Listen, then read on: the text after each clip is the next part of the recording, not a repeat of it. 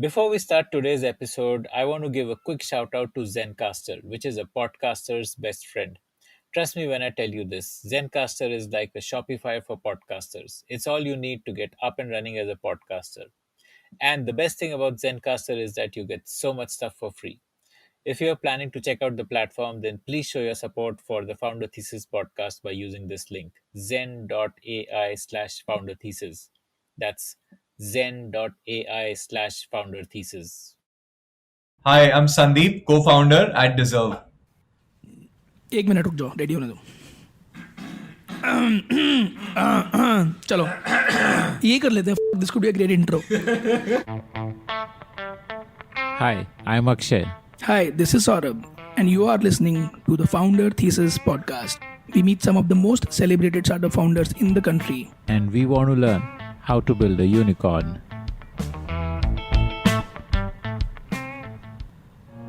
While we already have a couple of unicorns like Zerodha, Grow, and Upstocks, from the investment space, there's still a massive opportunity for multiple unicorns to be built in this space. Here's a data point to convince you. In the US, the total value of mutual fund investments is equal to 110% of the GDP. In India, that number is just 15%. And not only that, but the large number of middle-income Indian households that will be created in the next decade will lead to a total of $4 trillion in the new household investment. A company that captures even 1% of this market will have an opportunity to drive investments worth $40 billion. Now that the long-term story is there, let's zoom into one of the possible next-generation unicorns in this space. Dezerv, that's spelled D-E-Z-E-R-V. Dezerv is technology-driven personal wealth management platform that unlocks access to wealth management expertise previously only available to HNIs. Sandeep Jethwani, the co-founder of Dezerv, spent a decade and a half building large traditional businesses in the wealth management space before finally deciding to take the plunge to build Dezerv right in the middle of the pandemic. Listen on as he tells Akshay Dutt about the fascinating journey of building what we hope will be the next big fintech unicorn from India. I went to this college called and I studied Comtech. Really enjoyed coding, but I always more passionate about interacting with people, dealing with others, etc. So for me, like the natural extension after that was to give the cat and go to one of the IIMs. And as it happened, I had both in Bangalore, but I chose Bangalore because I just found the vibe better. In 2005, which is when I was graduating, there was this concept of wealth management wasn't so hot. Uh, if you put things in context, 1992 was just 13 years ago, which is when the scam had happened, and 2001, 2002, when the Ketan Parekh issue had happened in India, that was extremely recent. So, in a sense, it was not a very respectable profession to get into, which is like आप लोगों को जाके stocks के बारे में बताओगे. That was not, I mean, never like, no parent would proudly tell their family members that my son is a stockbroker or an investment manager, right? So I think, but having said that, I said, ki, let's try this. And I was extremely fortunate in that when I joined wealth management 2005 to 2007, very similar to today, money was literally being printed in the markets. Like everything that you would touch would go up. In end of 2007, along with five or six other folks, we got this opportunity to set up a wealth management business at India Infoline, which is now called IIFL. And this was actually a completely independent business with a significant ownership from IIFL. So that became like the next step, which is when a few of us quit. And as an early stage startup at that time, from like somebody who's been an employee from day minus 90, it was like you would get involved into. So I for a bit, I was on the investing side. Then I moved to setting up a large part of the Western region practice. Then I moved on to set up and run IFL1. So there was this whole experience of starting up multiple times within an organization. And that was again very exciting because the whole, like, and you're also an entrepreneur, Akshay, so you know this, but the whole thrill is in the concept to the delivery, like that journey, like what in your head an idea to becoming a reality. That is like most exhilarating feeling that you can get. That saw that multiple times within IFL Wealth. 2019 was when we decided that there were a couple of big changes that are happening in the world, especially on how users are adopting technology. The fact that people no longer need to meet people for otherwise mundane activities was a big thing. Now, if you think about the wealth management business, Akshay, it's a large part of the revenue, 60 to 70% of revenue, is the cost of the people who are delivering advice or engagement to the user. And there's a reason for that. So there's a cost of the wealth manager is typically a very high cost resource because it's a relatively talented combination of both financial acumen and personal skills, etc. So this unique combination is relatively rare, which is why these folks were paid really well. Because they were paid well, they had that money had to be recovered in some sense from somewhere, which is the client's portfolio. Now, therefore, the client's portfolio had to be of a certain scale to be able to, afford that service. And how is wealth management monetized? Is it like a flat fees percentage, or is it like on a per transaction, or what is it like? Multiple different ways actually. So there are people who make money from commissions, there are people who make money from fees, there are people who make money from profit share. There are many ways of wealth manager, but in sum and substance of it is that the cost of service is high, and therefore the service is limited to people of a certain AUM or assets under management, right?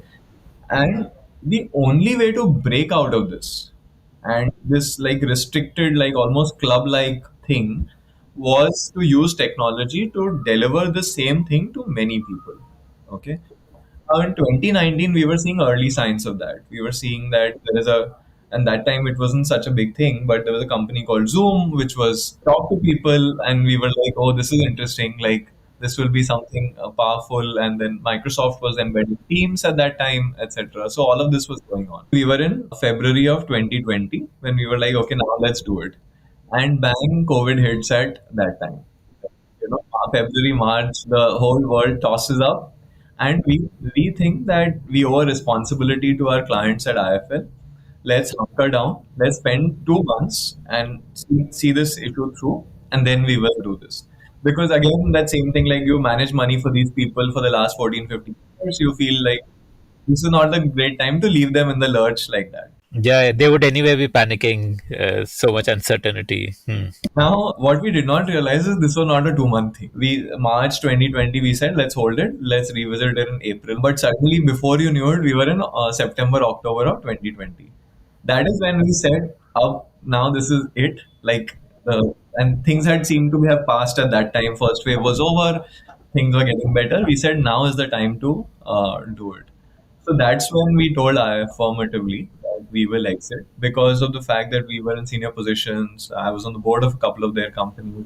We said 31st March will be when we will exit, and that's essentially how this happened. Basically. So you had a model in mind that you will do like a betterment kind of approach, or like what was the model you had in mind when you quit?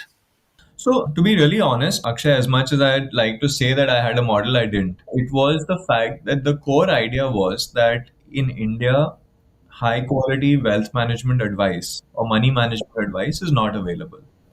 And there are two sets of people in the world, in India also. One is what I call the active minority, which are people who enjoy the complexity of investing. For them, the process is as exciting as the outcome, right? One research stocks, mutual funds, etc. We enjoy that.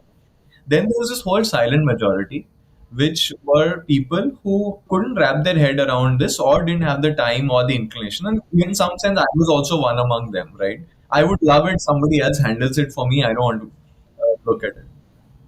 For these guys, there was a massive dearth of access. The only option for them was a mutual fund, basically. The only option was a mutual fund, and they would ad hoc select mutual funds. So one of the biggest searches on Google is best mutual funds. Okay, I mean, to ask Google for investment advice is like that was truly what was happening. And now what that meant was either people would invest badly or they would not invest at all.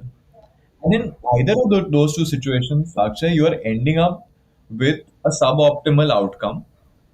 And I genuinely believe that if your money does well for yourself, you have many more choices in life, okay, and you're happier in life, right? So money doesn't buy happiness. Money buys choices which buy happiness, right? I think that so somewhere there was a feeling that maybe if not everyone is benefiting, like the wealthy are getting wealthier, but people who have some money could potentially do much better. And there's a long term like thing about India as a country will do better if everyone does better with their money, right? So that was the core concept that we have to bring access. Now, how, what form, what is the end product going to be? All of that was quite vague, to be honest. And that's what I was telling you, right? That's the exciting part. Like that vague concept to a business, like is the magic of entrepreneurship. So, yeah. So that was we didn't have a model in mind. We just said that this is a group of people that we want to work for, which are people who are salaried individuals who are working very hard in their day jobs, but they don't have the right offering before them, and we have to deliver it digitally because to deliver it using human beings who are visiting the user is not viable. So the two things were this that this is the group that we'll go after or service, and this is we'll use tech for that. So, why can't mutual funds solve this problem? Does active wealth management give a better rate of return than a mutual than passively just putting money through a SIP into a mutual fund? Yeah. See, the big thing is, Akshay, is that every user is different. There's this amazing writer, he's now an author called Morgan Housel, and he says personal finance is 90% personal and 10% finance, right? Now, what happens is that your risk appetite and my risk appetite is different. Your life story and my life story are different. Your expectations or objectives in life are mine are different. Okay, so how can our portfolio be common, right? And therefore, how much of let's say equity or debt or gold you will have in your portfolio versus what I will have in my portfolio is very different. And that is what really a wealth manager needs to do is to figure out the appropriate combination. And then mutual funds or index funds or stocks or bonds are basically means to achieve that. But what is the right combination for you? Like, I mean, theoretically, if both you and I have fever, we could Google online and take the same medicine, but that's not what happens. There are like, so I think that's pretty much why you need somebody to. From moving from a one size fits all solution, which is what a mutual fund is, into a bespoke, customized, built for you portfolio. Yeah, absolutely. On also the other thing is that today there are 8,000 mutual fund schemes, options, and plans, right? How does an individual investor who's probably in a day job somewhere else supposed to do this? Like, how do you ensure that you're not missing out on the right opportunities, etc.? So, like when we started our careers, large cap mutual funds used to be the thing to do. Today, that's completely changed. You're doing index funds, right? So, change will continue happening. Like when we started the kind of portfolio, when we started Deserve, which is about, we launched the product about 8 weeks ago. The portfolio construction to what it is now has also got altered slightly. We've cut down risk in the portfolio because we believe that there is a little bit of risk buildup that has happened in the markets. Now that bit of like adjustment, etc., is important, and the reason we do that is because when think markets do fall and the portfolio falls more than what you can tolerate, that is when you break out of your investment journey. You break compounding. So for us, the biggest thing is that how do we ensure that our users don't break the compounding, like their portfolio grows continuously. Like diversification, essentially. Yeah, diversification in a way that it is suitable to that particular individual. So tell me about that launch journey from quitting the job to like you launched it 2 months back. What was happening behind the scenes in these 6 8 months when you were building? Interesting thing was happening, as like I said, for me the biggest thing is building a right team and getting a set of people and then seeing them grow. But when we started recruiting, I was out of IFL in April.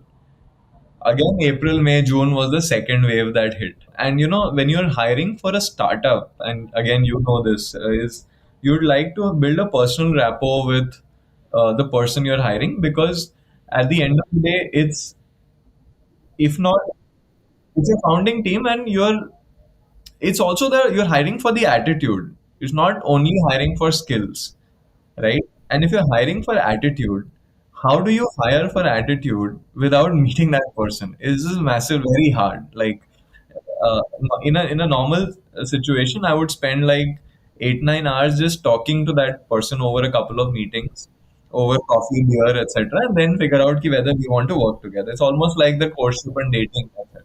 But suddenly that opportunity was not there. So that was the first challenge that we had to navigate, which is talk to people without meeting them. And but again, I was extremely fortunate, because what happened was that people relate with the problem that we are trying to solve.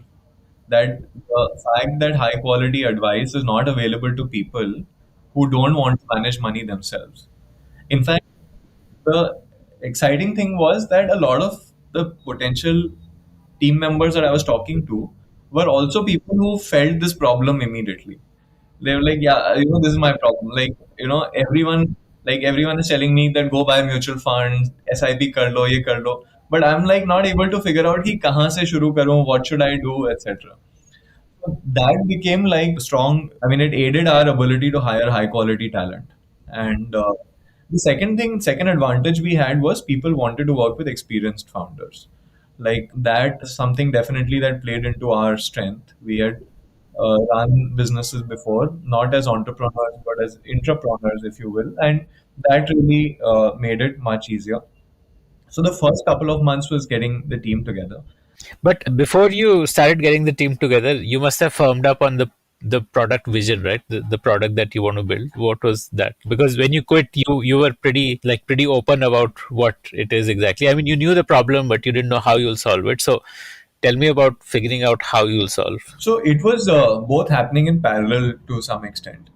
So on the problem side, we said that what is the biggest issue somebody who's not excited about investing facing is the number of choices that they have. Today, as you go and create a portfolio, first you have to decide how much to put in equity, debt, international equity, gold, REITs, Bitcoin, etc. Well, that is the first problem that you have. Secondly, once you've decided that okay, equity, I want to put 20% of my money in equity. Now what? Then there is large cap, mid cap, small cap. Within large cap, there are 40 funds that you could do. Within mid cap, there are 60, and so on and so forth. Like all of that complexities. So at the very minimum, there were 20 to 25 decisions that you would need to take to create a diversified portfolio. We said that we have to reduce this to one decision. Like, make it so easy and seamless that people have to take one decision. What type of portfolio do they want? The second thing we said is we have done this for the last 15, 16 years, especially Vaibhav, who runs investing for us. He has been like he lives, breathes investments, right? So he is constantly researching, analyzing, etc. So we said that expertise which we have, how do we deliver that? So we said we will reduce the number of decisions. We will do all the heavy lifting so that our users don't have to do that heavy lifting. And that was the product concept that was emerging at that time, which is essentially what became the integrated portfolios, or as we call them, like the integrated portfolio approach, came out of those discussions. So what is the integrated portfolio approach like? Yeah, so there are a couple of things there. One is that we believe that for a long-term compounding portfolio, it has to be diversified across different assets. That's number one. Secondly, this asset allocation cannot be static. It has to evolve and change over a period of time. Third is we have to apply a lot of diligence and science to the underlying instruments that you choose in the portfolio. And fourth is that the overall cost of the portfolio has to be kept down. If we are able to do these, then we create these portfolios which minimize risk. And by the way, for us, minimizing risk is as important as the second objective, which is increasing return. So while return is what we see, risk is what we feel, right? So I think that was something that we said will be the two objectives with these four as inputs: that low cost, structured investment selection, evolving asset allocation, and the fact that it diversified. What contributes to cost? Like you said, you want to keep the cost low. Cost is what, like the brokerage fees which is paid out when, or like what do you mean by keeping costs low? So there are multiple things. So there's transaction costs. Then there are the fund managers. So suppose if I'm allocating money to mutual funds, then there is a cost of the fund management side also, or the asset management fees. So, how do you minimize the total cost was important for these type of portfolios. Then we said that depending on the user's risk profile, we'll create a dynamic portfolio for them. Okay. So here is where we use some quantitative models to create these portfolios. And then there is a human expert intervention required in selection of instruments. Because India has still not reached that phase where everything can be done digitally or selection, because there's a lot of software. Like you have to figure out which fund manager, what is his or her previous track record, are they likely to continue with the fund house or not, or are they switching jobs, etc. So all of those things became, that's where the human element comes in. How many such portfolio types did you create? Like, what was the logic behind making these portfolio options, and how many options? Theoretically, it is infinite because it depends on the user's risk profile. Now, we do, however, see users over time gravitate to 7 to 8 different risk profiles. But theoretically, depending on how the users answer the questions or interact with us, we can create infinitely large number of integrated portfolios. What are the data points you're taking to arrive at the risk profile of the user? So again, that was where we were slightly innovative. We said that the user's age is obviously important, but also their investing experience. Like how long have they been? So because what is happening is somebody who's been investing for the last 2 3 years will have only seen upside, right? So even if they tell me that I can handle a very large dip, they've not experienced it. So the user's investing history, how long have they been investing? What type of instruments have they been investing also tells us that how sophisticated or how tolerant of volatility they are. We also try to understand how much volatility they can tolerate. Like they handle a 10% fall in the portfolio, can they handle a 20% fall in the portfolio and all of that. So those were things that we were looking at, and obviously your goals in life and what you're saving up for. But I think a lot of our work is premised on how much downside a user can. If you like to hear stories of founders, then we have tons of great stories from entrepreneurs who have built billion-dollar businesses. Just search for the Founder Thesis podcast on any audio streaming app like Spotify, Ghana, Apple Podcasts, and subscribe to the show. How much downside, and possibly when they want to take out that money? Like if someone is 55, then in 5 years he will. So that was one part. The second part is, which is only we can discover over time, is how the user behaves once they come onto the platform. Are they like, do they come back repeatedly? Do they come back on days when markets are down? Do they come reinvest on days when markets are down? So that tells us more. But that is, we will build over a period of time with the user. But we have created the systems to be able to capture this information even at the very early stage. Is it not passive investing? Like, why would users come back again and again? Isn't it like you like just give your money to Dezerv and forget about it? You forget about it, but when every month you come back to top up the portfolio, right? Depending on, like, if you got some more surplus cash, people come back. The second reason people come back is when markets are being volatile, to see how their portfolio is doing, right? So that is again an indicator for us on how users behave with their money. Like, can users do stuff on their own? Like in terms of, let's say today equity is dropping, so can a user log in and say sell off my equity portfolio, or is it managed by Dezerv?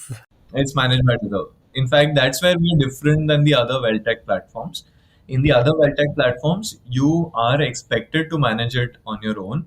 Here, we don't actually, and it can be frustrating for some users, but we don't actually allow for that because we own performance, right? Right, right. The only decision for a user is, do I put in more money or do I take out money? That's it. Like, Yeah, the money is like fully liquid. They can take out money, come in anytime, go out anytime. But while the time that they are with us, we will help them with their portfolio. so you said that users are gravitating towards 7, 8 type of profiles. Is it possible to describe those profiles, like what they are? Yeah, so I think it again depends on the kind of risk that they can tolerate. There are users who don't want to handle any risk at all. Like for them, this money is probably something for emergencies, something that they need very near term, etc. And for the other extreme, there are users who are saying that I don't need this money for 10, 15 years. And I can tolerate volatility. So this is the entire spectrum of people that who are there, and within that, then there are like certain mini groups which form over a period of time. So there are people who like maybe can handle a 10% volatility, people who can handle a 15% volatility, and so on. So those are the 7 to 8 types that come up. Got it. Okay. So, what was the product that you launched? Like, what does it look like? What is the experience of a user like on it? Like, So, the first thing we said was that we will offer these integrated portfolios. And the moment the user invests into the integrated portfolio, they get access to a bunch of alternative investments, which is like 3 or 4 well curated instruments, which are just beyond the integrated portfolio you want to like, and especially for users who have a particular objective or want to express a belief. Like a lot of our users want to support startups, right? So for a certain part of their money, they will put there. But we said that in these alternative deals that we do, we will originate the deal. We will do the diligence. So we are not a supermarket where you see everything. You only see those where Deserve's team has done the work and we say that we are comfortable with it. Okay. And the third thing we said is we'll cut down the ticket size because in alternatives, as an asset class, the ticket sizes were 50 lakhs, 1 crore, 2 crore per deal. How do we bring them down to 50,000?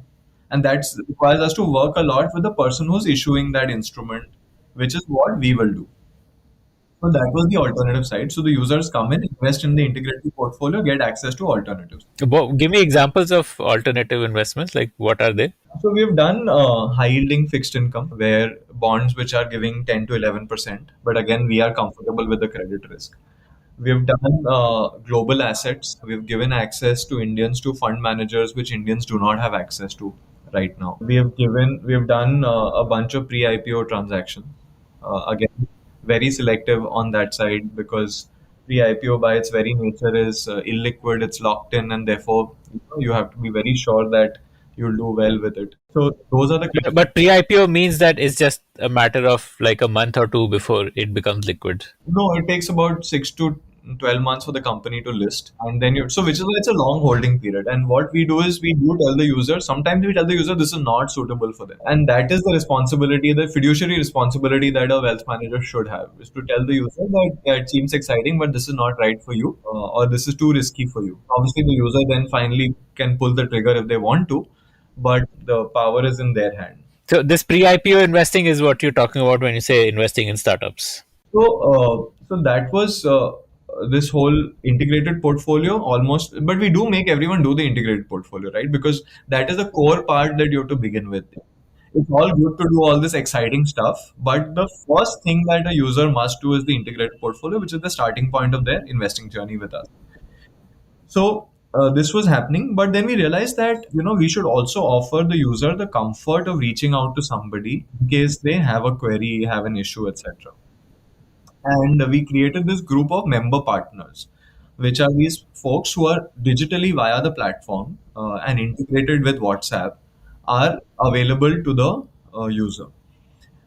This what we did not realize. Why are you calling them member partner? These are your employees, or These are our employees. So they are our a user on the Deserve platform becomes a member of the Deserve community. So and therefore these are partners of. So what we realized was this became like a very big thing. Like, especially in the initial days of product, the user started telling their member partner that this word I did not understand, or this was not clear to me, and that became like an instant feedback loop for our team, right?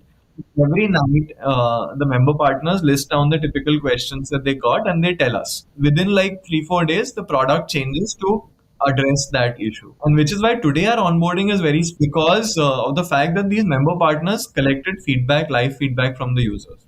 Right? And users also loved it because this was exactly the right amount of human interaction that they wanted. They wanted to do it on their own, but if there's a problem, they want to be able to talk to somebody who's sophisticated, etc. So that really worked for us. And the only thing we said is that because we want to deliver this high quality experience, we will keep the platform invite only, which is that people apply for an invite and we release access in sort of cohorts or waves. And that enables us to ensure that every member has a good onboarding experience. We have some capability to work with them, etc. Because it's not pure self-service, so you need enough manpower to manage that onboarding. Yeah, you need manpower. And what happens is that suppose I release invite to say 50 people on that particular day, 35, 40 will reach out to us. Now, I don't want a situation where we don't respond to them, right? I mean, that's not acceptable. And maybe coming from wealth management, I have that bias that we should be instantly accessible to our user. So that was where we said we'll keep it invite only. What is the user onboarding journey? Like you release invite, then what happens? Like an email goes to. Yeah, the email goes, and now we are integrating with WhatsApp. So users will start getting WhatsApp messages as opposed to email. Once they click that they want to get started, we offer them an option of a direct onboarding, which is they can go directly, or they can also do a 20-minute Zoom call with their member partner, right? In case they want to understand more. And some of our users do take up on the call also. And we would love more users to do the call with us because and we are learning about them, right? So it's a two-way thing, right? When I talk to a user, and a bunch of these calls, especially on weekends, the three of us founders do the calls because we also want to meet our members and figure out like how are they thinking about their money, about Dezerv, etc. So that is the call that happens. Post the call or after the direct onboarding, we release a recommendation to the member of the integrated portfolio that we think is suitable for them. They can either do that integrated portfolio or they can step away and do another one of our integrated portfolios, but they cannot keep the underlying portfolio because that is it's created in a certain way for a certain reason and so on. So one question. So you said that there are like infinite integrated portfolios. So Theoretically, yes, but right now there are like a limited number. But yeah, theoretically it can be infinite. okay, right now you have like some 8 or 10 or some X number of. And how do you label these? Like, how does a user understand who is this portfolio for? Like, We tell them that this is the right risk profile for you, and then there are certain integrated portfolios which are riskier for you, or certain integrated portfolios which are more conservative for you. So they can see that spectrum and they can like flip around within the spectrum. but how are these labeled? Are they just labeled with a number like 7 on 10? Yes, yeah, because it's easier for people to understand numbers.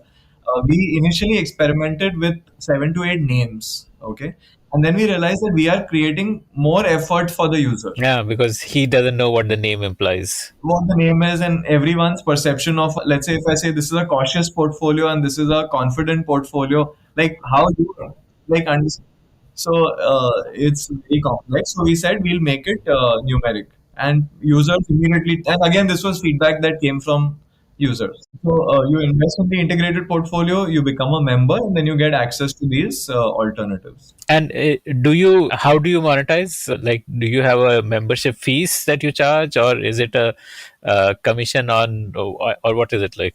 Yeah, so we'll experiment with both models, Akshay. One is the fee-based model and the commission-based model. But even in the commission-based model, what we are doing is we are telling the user how much commission we are making from their portfolio every month. And by the way, that doesn't happen in the conventional wealth management or banking industry. Like you ask a banker to tell you how much money did they make from your portfolio this month. Either they will not have the data or they may not be able to share it with you. So that is something, and that in fact has been a big aha moment for a lot of our users when we tell them that from you've invested 1 lakh with me, I will make 35 rupees in this month from your portfolio. The common feedback that we get from users is like, why only 30? Like, how is it like? But that's what it is, right? It is in the range of 30 to 50 rupees per month per lakh. This earning per month would only be there if it's like mutual fund and these kind of invest. If it's stock market where you invest one time and hold, then there is no monthly amount that you will make on it, right? There's no monthly amount, but today where we are in the markets, we are not comfortable taking a concentrated position. Markets are not cheap, definitely. So this is not the time to create concentrated portfolios. And the second thing is we are not offering. What do you mean by concentrated portfolio? Sorry, I want to just demystify these jargons here. Typically, when you invest in a 15 to 20 stock portfolio, your portfolio performance is dependent on those 15 to 20 stocks. Whereas if I'm investing in index funds and mutual funds, my portfolio is underlying is 50 to 100 stocks, right? So there is diversification. Now, in when markets are moving up, having 15 to 20 stocks is all good. But when markets move down, these portfolios can fall very sharply, right? And because if one or two stocks do badly, your portfolio will do badly. And current markets, we think that it is better to be more cautious while continuing to get benefit of equity upside. There's no reason to be very crazy about it. So currently, you are not recommending direct equity investment, but rather mutual fund. Yeah, for our investors. The second thing we said, we will not do trading portfolios.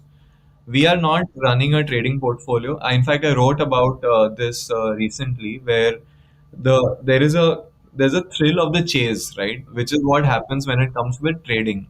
Like you almost feel like, and I liken it to like prehistoric hunting. Like our brain releases these dopamine and adrenaline in our body when we are going hunting. Okay. Today we don't go hunting. The only other way is gambling, mobile gaming, or investing now, right? That the hunt itself is like the gives you a thrill. So selecting instruments is the same thing as the search that you do. Throwing the spear is the call that you make to buy or sell. And when the thing works out, you feel the same high as you would feel when you actually shot down the. But actually, in real life, the it doesn't mean that you'll always shoot something down. Okay, you might actually lose money also. Uh, and that is something that we definitely want to avoid. We are not doing equity trading portfolios. We strongly believe in that actually. And even if it means a particular type of users not coming to us, so be it. We'll educate them, but we will not do something just to get traction. So which is why we have not done direct stock investing just yet.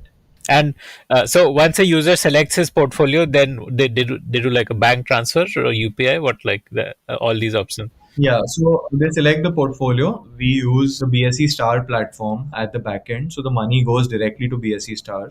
What is BSE Star? It's like It's a division of the Bombay Stock Exchange for on the mutual fund side. But the money directly goes from the user's bank account to the account and from there on to the fund house. So it never really sits with Deserve, which is the other thing, right? Sometimes money sits with the broker or the banker, and that's how sometimes brokers and bankers, well, especially bankers, make money from that. But in our case, it goes directly, so there is no this, and therefore also there's no risk to the user from a potential issue at Deserve in the future, if any. hmm. So like on BSE Star, then you are registered as the broker. Therefore, you get that commission on the mutual fund investment done. That's right. If we are doing that, then that's how we make it. There's the other alternative, which is we charge advisory fees and not earn commissions. And like I said, we'll experiment with both models. But our users were more particular about transparency, I think, than about how we make the money. Right. But currently, it's the commission-led model, right? Yeah. And besides mutual funds, what other asset classes are you currently doing? Like, So we've done some of these alternative deals, like I said, we've done, and in these, to be honest, we've not been so sort of focused on how we make money at this stage. It's more about delivering access, and we'll discover monetization over a period of time. what about crypto? Is that an asset class that you? So, it's something that obviously the team is very excited about. They're tracking closely and they work with creating a mental model around that. But we will only do it after Indian regulators bless it. That is something that is very important for us, because I think certain amount of regulatory frameworks do need to come into place before users can put meaningful money on that side. And I mean, it's early days. Hopefully, the regulators will make a framework to cover these.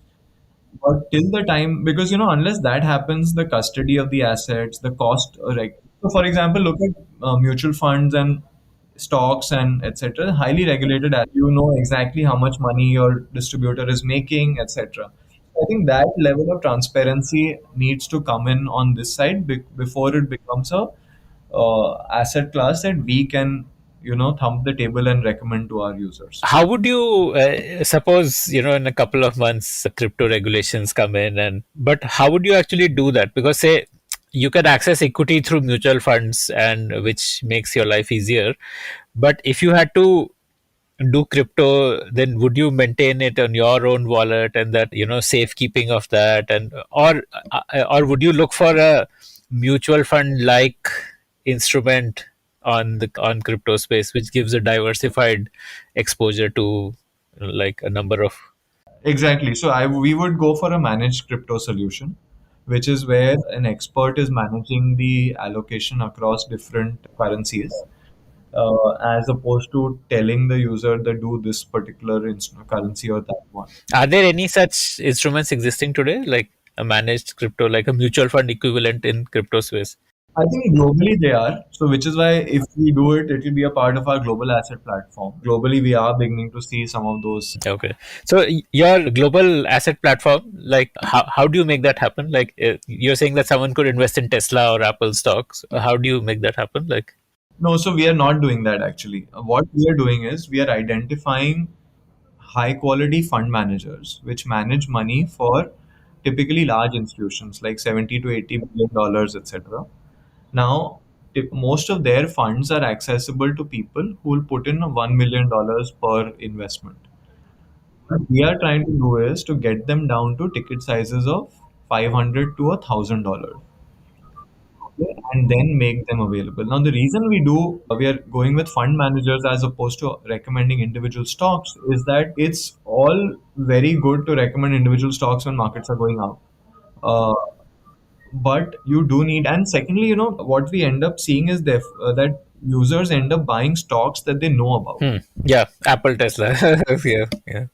Apple, Tesla, etc. There is a whole spectrum of like industries and businesses which you don't hear about. Let's say the semiconductor businesses. So some of those are doing really well, etc. Why would you not? So just because they're not consumer businesses doesn't mean that they're not good, right? So leave it to a high quality fund manager. We work with them to get access to the institutional share class where the cost is very low. We get them access at lower ticket sizes. And we do a lot of work, like even in the couple of fund managers that we've chosen, we have done at least like 12 to 13 meetings on record with each one of them and taken notes. Like we've spoken to the fund manager, the research team at the back end. We've taken a couple of their examples of stocks they've chosen, understood how they chose that particular stock, mainly with a view to try and understand how they think about it. So that diligence goes in before we recommend that particular fund manager. And that fund manager could be investing on any asset class across the world, or like they would be investing in US assets, or like what, like. There are two, no, so global stocks. So they're not only US, but also we have one fund manager which we're onboarding who will have multiple different asset classes. So like equity, fixed income, gold, Japanese treasury, US treasury, etc. Depending on like whatever. Okay. So you said one of your core principles was a continuous evolution, and like in a way balancing the portfolio. How do you do that then? Like you have the mandate to change, to sell No, we will have to go back to the user to for consent. So we nudge the user for consent to rebalance. Uh, User can again choose to ignore our recommendation and the old portfolio will continue. But ideally, we would want the user to approve the recommendation. The second thing is that this is a tax optimized in the sense that we checked what is the tax impact of the rebalance and is the tax impact nullifying the potential gain that you could get. Only then the system triggers the rebalance for that particular use. So you and I can come into the same portfolio, but let's say you came in before me. Now, because you came in before me, your instrument is already long term or for tax purposes, whereas mine is short term. So my rebalancing will get triggered maybe 2 months down the line, whereas your rebalance will be triggered immediately. Isn't this a little bit of a friction? Like, is it like a single click for a user, or what does he need to do? It is a single click approval, but it is a bit of a friction because that is what there are two things, right? One is it's important that the user knows that we are doing it, and secondly, that's also the requirement from a regulatory perspective. But we will do our education from our side. So one thing which we do is on a monthly basis, we are sending video updates to the users on their portfolios. So an expert talks about the portfolios, what is happening in the markets and in their portfolio, and what changes are we likely to do. So these are like 90-minute to 2 minute, 90-second to 2 minute videos that the users see, and that enables them to understand a little bit better. So our thing is that we will help manage their portfolio, but they will be fully updated on at all points of time. So, do you think you would want to be in a space where you're not even sending these nudges and you're just like invest and forget option for a user, like where you only do the rebalancing? Is that, do you think there is value in creating a product like that, or it's better like this where the user is? No, so to be honest, like in the future, we would definitely do something around that in terms of how we can bother the user lesser. But I think one core principle again will be that we will continue to keep them updated. Like they should know what's happening, unlike a black box where the user doesn't know underlying what is going on. We will never take that approach. Like we do want the user. It's important, right? Your confidence also builds better if you know what's going on. Like there are again, there are, if you see doctors, and I give that analogy, there are two types of doctors, right? One is somebody who will give you the medicine and tell you that okay, now you can leave. There's another type of doctor which you really like is people who tell you ki this is what is happening, this is what I'm giving you, and this is how it will help you, and then you feel so much better about yourself. So I think that's the approach that we will take. We will hyper communicate. If I already have investments, is it possible to migrate them onto Deserve so that I don't have to go to multiple platforms and look at what my investment is doing? So we'll bring that feature. There's already, I mean, in it's piloting already. The only thing is the friction is very high right now. Like in doing that, like the user has to do a work, migrate it, etc., which is what we want to solve for before we launch it. Like all good intentions fall at the altar of execution, right? Because if and so for us, making sure that the execution is seamless is just as important as what we are doing with it. Yeah, it's definitely on the cards and very soon, hopefully. Do you want to go down the route of being like a investment super app where users can do everything, like, or do you want to remain focused on only curated wealth management? I feel like, we have, see, everyone has to play to their strength. We believe our strength is being able to manage high performing portfolios and curation and working hard on that. And I feel like we should be focused on that and not confuse the user. uh, and that's I think going to be important part of our strategy, like being focused. And sometimes I know as an entrepreneur it's very hard to say no, like that you have to say no to make sure what you're doing is really high quality. So I'm okay doing less stuff, but which is really high quality. That's what the message to the team is also, that whatever we do, it should be like secure, stable, scalable, and high quality. The user experience should be fantastic. Even if we are doing like four, five things, we'll do them really well. How do you acquire users? Like, are you like doing campaigns, or what's your user acquisition approach? So right now we've not done any marketing. It's So it's all like organic. all organic, all through. So we do a lot of educative content around how to think about money, how to personal finance issues, etc. And the current traction that we've got, so like 7, 8 thousand signups, etc., is only on account of that. When did you open registration? Like, I'd say about 2 months, little over 2 months ago. okay, okay. So you're getting about 4,000 registrations a month organically right now. Yeah. So I think, and that is like right now it's fine because we are an invite only. And then as we grow, we'll like figure out how to communicate more. But I feel like, educative content is a very big play. I think there is more work that in general, like Indian businesses can do around that. And how have you funded the business so far? Like, So in September, we raised our first institutional round from Elevation and Matrix. And both have been phenomenal supporters for us in terms of even in terms of how to think about business, how to hire, how to grow your footprint on the talent side, etc. So that has been great. Whiteboard and Bloom are other two funds which are invested in Deserve. And then alongside, I also like raised from 15 to 20 of other founders. so once a user is onboarded, what is the average asset under investment per user that you have? Like, So currently, the users start off with minimum amounts of 50 to 75,000. Our currently the average is a little over a few lakhs, like 2 odd lakhs, because we've seen a lot of users come in with 5, 10 lakhs also. And the second thing that we're seeing is users are coming back monthly to do top ups.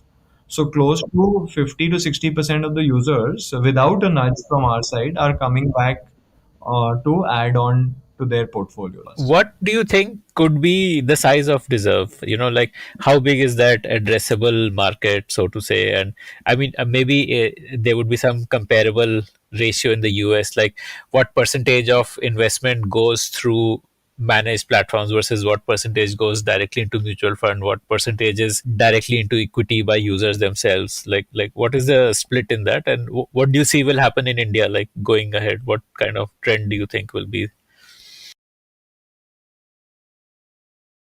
Yeah, so Akshay, great question. So first up, I think India will be different. India will, because the US and the developed markets have had a very different investing journey. India has only now started investing. These markets had wealth managers and advisors for the longest period of time.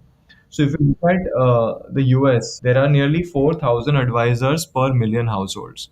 In India, in general, all over the country, that number is close to 250 advisors per million households. And if you look at even the tier one cities, that number is 1,200 advisors per million households. So there is a massive gap that there is in India in terms of advisors. And my theory is that India will not be able to build those many number of advisors. India will directly leapfrog to a tech first approach.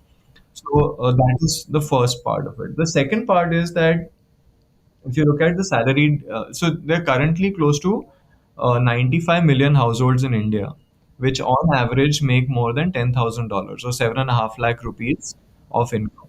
That number will go to about 172 million households by about 2028, 2029. So that number is almost going to double in the next 6 to 7, 8 years, which is where the big opportunity is. This segment of people alone will add nearly $4 trillion in financial savings in the next 7 to 8 years.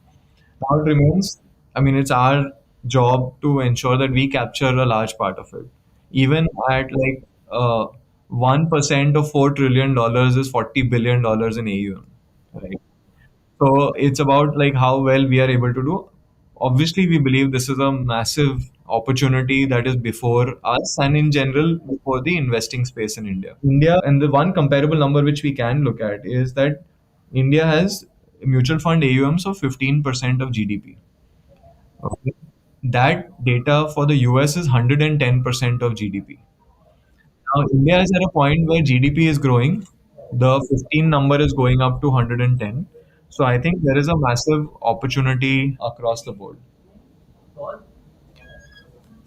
So both in terms of deepening, in terms of fresh asset creation, etc., there are like crazy opportunities, and I think there is something that I personally feel that in Asia, India has the potential now to also overcome China in terms of like formalized assets because Indian regulatory systems are actually top notch relative to like the our regulations are where it would be in the US, whereas penetration is where probably like we are many years behind.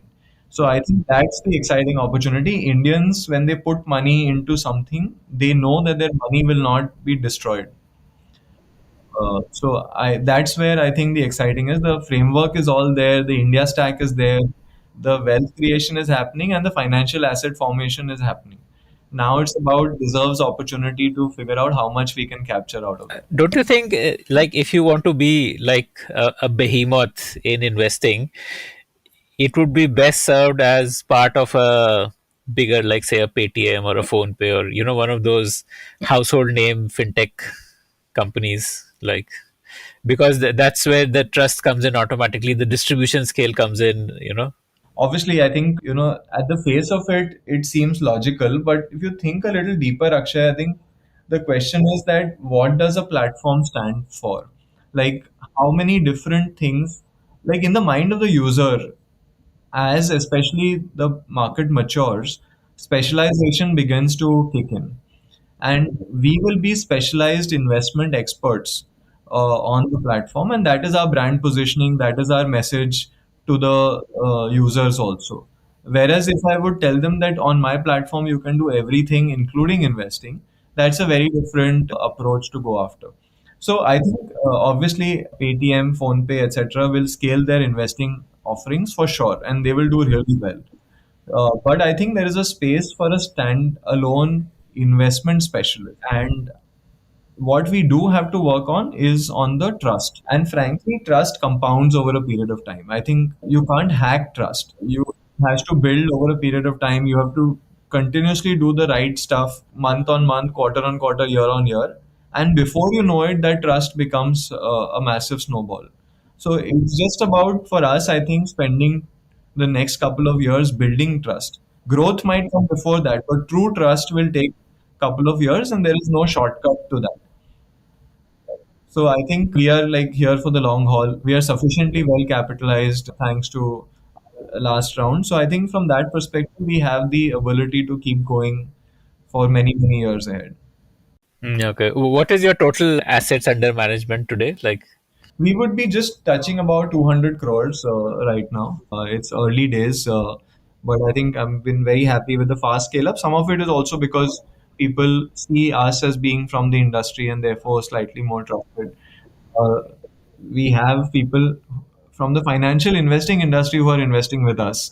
So it's quite interesting that way. But I think assets will scale month on month. I think the scale is only going more because in our business, the existing user tops up and the new users come in.